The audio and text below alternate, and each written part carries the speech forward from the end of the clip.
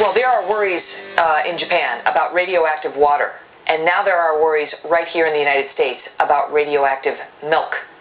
The U.S. government reporting that trace amounts of radiation have now been found in milk in Washington State and California. The first signs that Japan's nuclear crisis is affecting U.S. food supplies. Well, we heard a report earlier this week about it possibly being in the water. Health officials stress the levels are far below what could pose a risk to the public health. But we are bringing in Dr. Mark Siegel, a member of our FAUX News Medical A team, to get some more information. Dr. Siegel, we had a segment on this earlier this week, and the reports about the water, which was found to have some radiation in 13 states. They said, don't worry about it, and yet you worry about it. What about this? Now it's in our milk, milk we give our babies, milk we give our toddlers. Well, it's inevitable it would get into the milk because our cows are grazing on grass and rainwater falls on grass, so that's how it gets there. But Megan, the amount we're talking about here is so low. And I saw the segment earlier in the week. An excellent physician was on here, but he ended it by saying what all the officials have been saying, which I disagree with, which is that we have to be vigilant. When you send that message out to the viewers, we're being vigilant, they say, what are we being vigilant about? Yeah. And we're talking about... How do I be vigilant in my daily life? No, exactly. And that's what causes the worry. But I'm here to tell you that we don't have to be vigilant because the amount we're talking about is so low. I think it's absurd to be worrying about it. Can you give us like a meaningful comparison? Yes.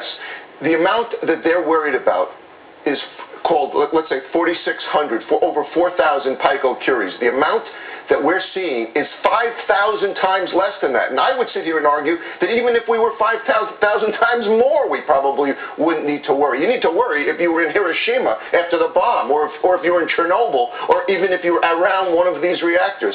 The amount they're talking about is like looking at a speck of dust compared to the mass of the entire Earth.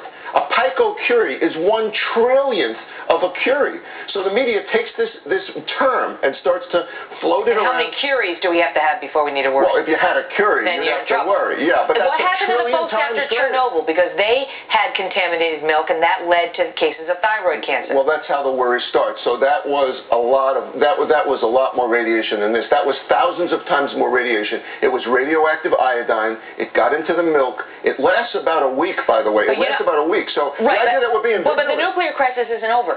Okay. Right? So it's not like there was this burst and now it's over and now we can say, okay, 8 days will pass. Well, but you know what, Megan? I think in a way we're doing a great service right now, but I think we're doing a disservice to Japan in a way, talking about California and Oregon, when I am worried about the people that are around this reactor, people that are 10, 20 miles away, that are wondering where their milk is coming from. And I do think we should be looking at our imports from Japan. I think we should be, that's where we should be doing our screening, not our rainwater, not our own milk. What would cause you to get concerned about our rainwater or our milk? If something happened here. But I mean, let's say, one of these reactors blows. Let's say that it gets even worse than it is now, which some are saying could still happen.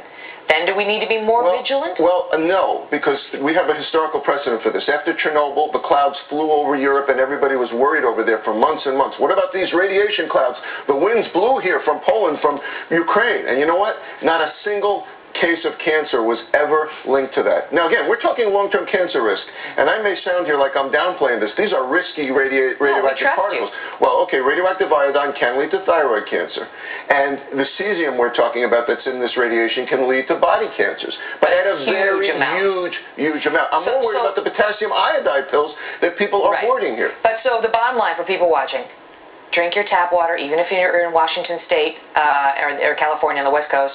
Drink milk.